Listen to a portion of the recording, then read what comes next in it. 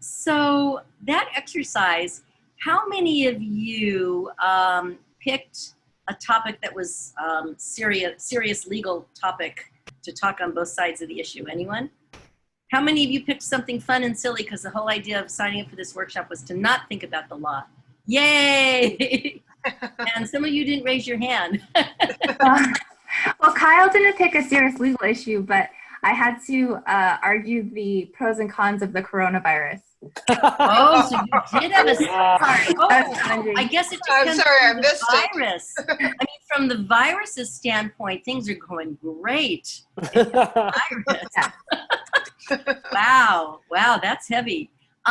Cool, but kind of cool to think about something from the perspective of the virus, right? It really forces your brain to think differently. So let's just do a quick debrief of that. We've got the time. Any thoughts about that exercise? What did that do for you, and how might you use that in your work as attorneys? So go ahead and raise your hand if you want to share something. Yeah, Kyle. Oh, Kyle's on You're mute. muted.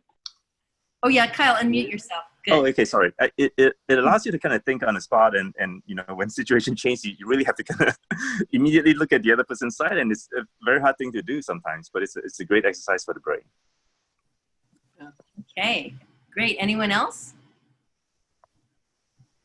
I think that these type of exercises are really helpful because when you're before the judge, whether you're going, for a motion or a tentative ruling that's going for you or even against you, you're going to have to argue and you're going to have to come up with arguments and counter arguments based on what the other side is saying, but then also address any specific questions that the judge may have. So being on, preparing and being on your toes, and just, being able to have that flexibility and agility in making an argument, I think is really important, especially when you do trial work.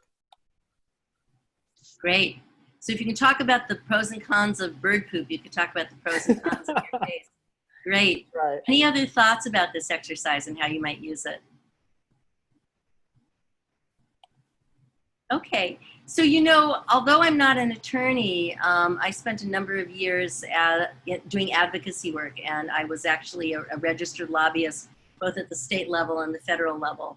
And, when you're going in there and giving testimony, if you want to do it well, you have to spend some time researching and thinking about the opposition so that you can counter their arguments. So you can go up there and say, you might be hearing from people saying that, but here's our, our organization's answer to that argument. So it's really, really helpful if you can think about what is the opposing viewpoint that you might encounter. Okay. All right. So on that note, I'm trying to debate if we have time to do one more exercise. I think because we have such a small group, we do, Evelyn. Yeah. I think we could do the word at a time story. Okay. Before we go to the so what discussion, I do think we can. All right. So word at a time story is very similar to telling a story, only the story is told one person providing one word at a time. So we will each take a turn at providing the word. It does not have to make sense. Do not think you have to follow a noun with a verb or an adverb or an adjective or a participle. Forget what you know about splicing English sentences. You just have to come up with a word. Do not expect that you'll be able to influence either the word before or the word after you. That silly is getting a witness to say what you expect them to say. So we'll get the name of the story. So someone give me a noun. Can somebody give me a noun for the object of the story? Kite. I'm sorry? A kite. A kite. And an adjective. Runs. I'm sorry. No, beautiful. Beautiful. So the story is called The Beautiful Kite.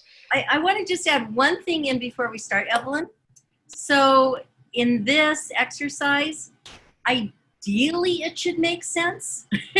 That's Theoretically, the goal of it is to have a coherent story. However, it's not easy. Even experienced improvisers who do this before a show often make mistakes.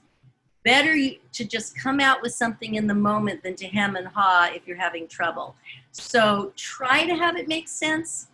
You do have to listen. You cannot do this if you're multitasking. So this is time to really use your active listening and tell a story together as a group, one word at a time. So Evelyn, what's our title again? The Beautiful Kite. Okay, so you want me to start again as number one? You start as one, yeah. Okay. Yesterday, My Mother Went Or Lunch. In the Valley. she saw funny. Expressions. wait, say that again. I couldn't hear you. Expressions. on What Looked like her Beautiful. Billboards. You're supposed to say kite. there's no shoulds. Start a new sentence. No, that was Kyle. good. That was- Start a new sentence. We'll get the kite in there somehow. Start a new sentence, Kyle. when She envisioned her brother On Fire. hydrant wait, Kyle, I didn't hear you. hydrant fire Andrew said She saw a kite Yay! Okay, let's finish up this story now. One more round here. So next is Vincent. You start a new sentence. Wow. She was Excited. and she exclaimed Woohoo! And that's the story. Yay! yay That was pretty good. It actually made, how many of you think that actually sort of made sense? That's like a children's book. That was totally a children's book. All you need is some pictures with it. It'll be good. You can No. sell it. Kudos to Kaylin for bringing us back to the title, The Beautiful Kite. We were losing it. Now here's the thing. In that exercise, how many of you, well, first of all, how did that feel? What were the emotions you experienced during that exercise? Fun, frustration? it was fun. It was fun. anxiety. Anxiety. Yeah. Why anxiety, Eileen? Oh, I don't know. I guess when the story sometimes when it like goes somewhere that seems to be like, you know, kind of far out there, I'm like, oh no, I don't know how it's gonna like wrap back up. Right. How many of you desperately wanted the next person to say something and they said something else, damn it, right? I think you even said, Vincent, no, not billboard, it was supposed to be kite, right? You couldn't hold it back because, you know, this exercise mirrors real life. How often are we expecting other people to behave a certain way and darn if they don't do something different? And we have a choice. We can just resent the fact that they're doing what they're doing, or we can go with it because we can't control what other people do. We can only control our part, what we do. So this exercise is about listening. It's about teamwork. It's about patience. It's about thinking in the moment. It's about dealing with the unexpected, right? But also being in the moment, because you had to resist the temptation to think of a word in advance. If I said to myself, oh, I want to be clever, I can't wait. When it's my turn, I'm going to say eggplant. But what if the story doesn't call for eggplant? What if when it's my turn, and this did happen to me, the word that's needed is the. There's no such thing as a bad word or unimportant word. So this exercise also teaches us some humility. Instead of always having to be clever, what's needed right now? When you work in a team, what is it that the team needs from you right now in this moment? Rather than trying to be clever or, you know, make yourself look good, how do you make the team look good?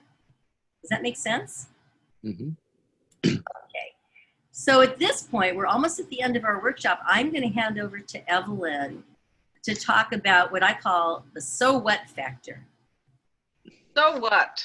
So what? So what did we get out of this that you can use in your practice, in your daily life? What have you learned? And while you're sharing, Kaylin is going to capture what you're saying on the chat. So if you want to open it and just check and make sure that she's accurately capturing what you're trying to say, and if she doesn't, feel free to speak up and say, no, that's not what I meant. So I don't think we have to go in any particular order. Just raise your hand and Evelyn can call on you to share, you know, what are you taking away from this that you can actually use in your work?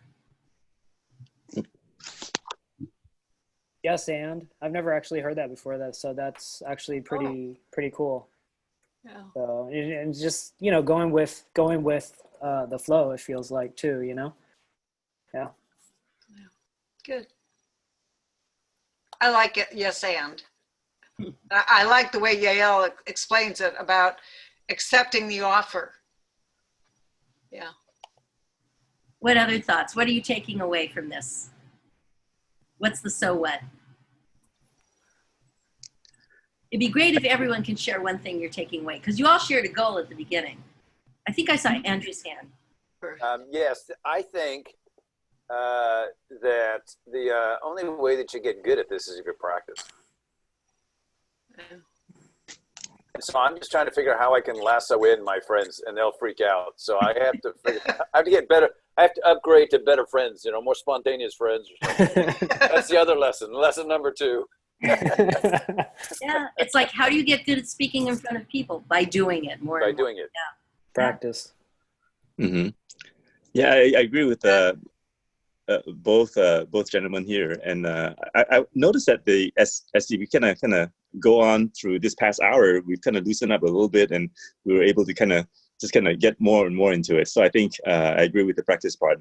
The more you do it, the more natural it will become to you. I'll go next. I really liked shift happens. I think I'm keep that phrase. And also just trying to remember to be flexible and just deal with what's in my control and not try to worry too much about what's outside of my control. That's always a lesson I need to learn multiple times, all the time. Right. Great. Kaylin, I know you're taking notes, but you're a valuable member of this group. Do you have anything to add that you might be taking away from what you've observed? Yeah, I think not being afraid to make mistakes and just kind of laughing them off. Yeah, very good. I agree with that one. Yeah. Yeah, it's very empowering. It's not always possible. You make a mistake in front of the judge, there might be consequences, right? But when you can forgive yourself and others for making mistakes, it's really important.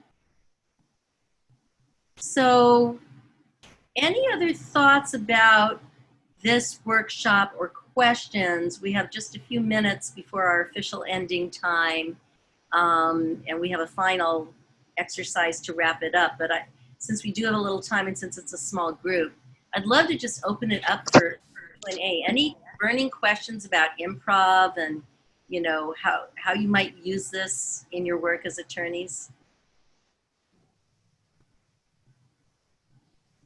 We just lost Kyle's phone. Oh, sorry. Oh, there he is. I got an incoming text, and I go, oh, let me check that before I. Yeah. It's okay. Any questions? Soon we'll be like Second City. Oh yeah, well, you never know. You never know. I recommend taking improv classes. You know, a lot of places are offering them online these days. Artists have had to get really creative during the pandemic. So I know that BATS, Bay Area Theater Sports, is offering a summer school, and I think Leela.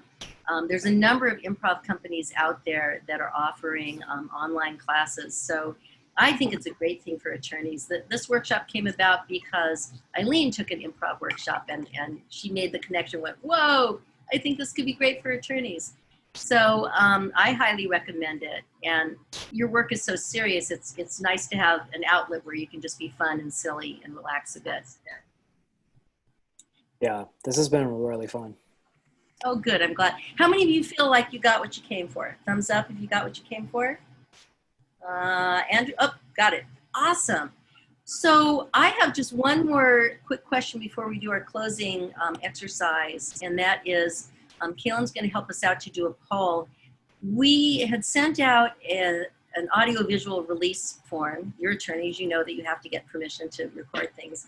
And the purpose of that was a few things. One, for ACBA to have a recording of this. So let's say someone really wanted to go to this, but they couldn't make it, or that poor woman who somehow got knocked off and says, oh, I got shut out. I really want to see it. Did you record it? She could say, why, yes. And people who are members of ACBA, I'm perfectly fine with, and I'm sure Evelyn is too, with them viewing the recording. And so ACBA can keep this in their files. And then also for Evelyn and me, if we're, you know, in this new day and age of doing improv on Zoom, if someone says to us, improv on Zoom, how does that work? We could say, well, here's a clip. And just to show them in a few minutes of how that works, people doing improv on Zoom. So in order to do that, in order to save this recording, we need your permission. So Kaylin's going to do a quick Zoom poll. I don't know if you've ever done polls on Zoom, but it's a feature on Zoom. And it's anonymous, so please be honest. And if anyone says no, we won't do it. I think that's everyone, right? We have 4 participants. Last chance if anyone didn't vote, going once, going twice, and share results. Thank you. 100%. All right. Awesome. Okay, so now we can stop sharing. 100%. Awesome. That Okay. still means you do have to fill out the AV release form, though, Oh, I did. and send it back to us if you have not already. Yeah, if you haven't already, because you're lawyers, you know about that stuff. They can't use the recording unless you give, each of you signs permission. You're not signing away, you know, your firstborn child or anything. It's just use of the video. So on that note, final group exercise. So we're going to go around, raise your hand when you're ready to go. It doesn't have to be in any particular order, but I want each person to do it.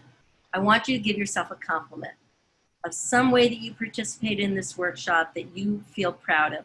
We're so quick to criticize ourselves. You do not get a chance to criticize yourself. If you criticize yourself, you're going to get my scream face. Don't criticize yourself.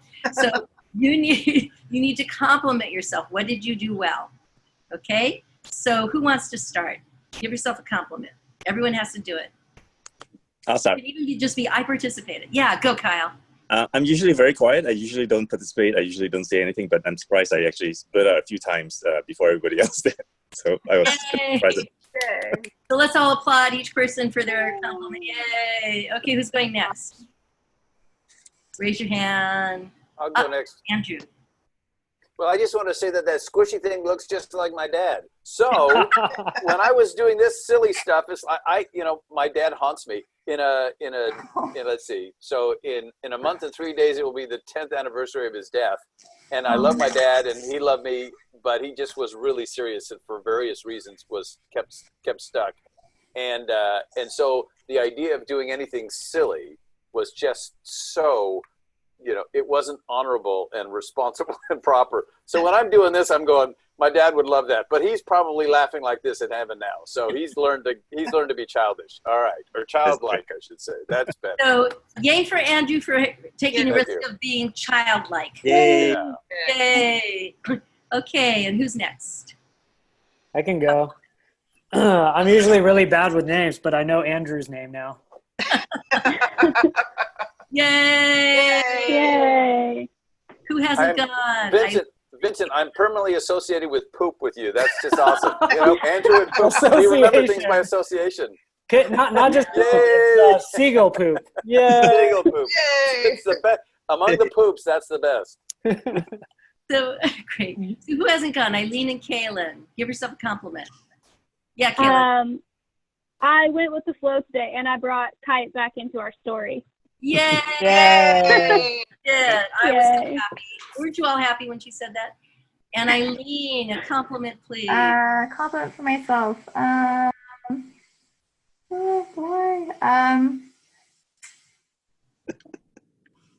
don't know. I mean, I think like there was a lot of work that went on behind the scenes to put this on, and so I'm complimenting myself for putting in that effort, and also just thanking Yael and Kaylin and Evelyn and everyone for participating today. I just think this is such a wonderful program, and I'm just glad that we were able to do it. Yay! Yay! And I second that. I mean, you worked so hard. Thank you so much. And it's not about how many people come, but the quality of the workshop and the fact that everyone gave permission for the recording. You can now post it on the ACBA website, and all the members can view it, which would be awesome. So hopefully it will have a ripple effect and more people will gain from it. Now, Evelyn and I have to also give ourselves compliments. So Evelyn, you go. Oh, I got through the workshop. I haven't facilitated an improv workshop since 1970, I think. So this was a real breakthrough for me. Thank you. Yeah. Yay! All right. And Evelyn met because she was a student in one of my improv workshops, and she said, I have this opportunity to do this workshop. Any thoughts? And I said, well, why don't we do it together? So it was great to do this together. And for me, I got through the technology issues. Evelyn knows I've been having horrible, horrible problems with my Wi-Fi and being knocked off of Zoom calls. And I was sweating bullets just praying and hoping that I would be able to get through this. And I did a workaround, and it worked. I was on this call the whole time, and I am proud of myself for that. Yay. Yay. Well, thank you both very much. This was a lot of fun. Good. Good. Thank you. So that's our time, because we're at 7:30 or a little beyond, and you all got this found out. At the bottom, you have the contact information of both Evelyn and me. Feel free to email and let us know if you have any questions. And Kaylin is going to send out a follow-up survey that you're going to get tonight. Do it soon before you forget everything, because if you're like me, by tomorrow you'll forget. So try to fill it out tonight before you go to sleep, or at least tomorrow morning. And please do that so that ACBA gets your feedback, and so Evelyn and I do. And so you can have even better programs in the future at ACBA. And then the final thing is to celebrate. I think you all earned this. I'm going to demonstrate what a friend of mine calls the rock star salute. I'm going to show it to you first, and then I invite you to join me. It's a way to say yes and with your whole body. So you go like this. You go, yes, and. You can do it sitting or standing. I like to stand. Are you ready? Okay. 1, 2, 3. Yes! Yes. And Yay, everybody. Thank you so Thank you. Thank you. Thank you. Bye. Have a good much. night. Very boring with Bye. no participants, so thank you so much. Bye-bye. Bye-bye. bye. Bye.